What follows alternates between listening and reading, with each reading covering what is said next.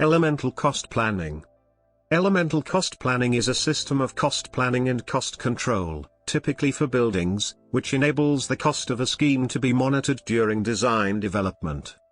1951 saw the publication of the Ministry of Education Building Bulletin No. 4, which essentially introduced the concept of elemental cost planning to the UK construction industry.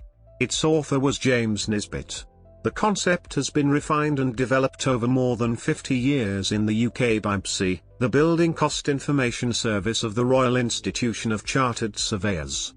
Elemental cost planning relies upon the adoption of a standard form of cost analysis for buildings, which allows costs to be compared on a common format and forms the basis of the benchmarking analysis central to the concept of elemental cost plans. It should Elemental cost planning is often referred to as designing to a cost or target cost planning, since a cost limit is fixed for the scheme and the architect must then prepare a design not to exceed this cost.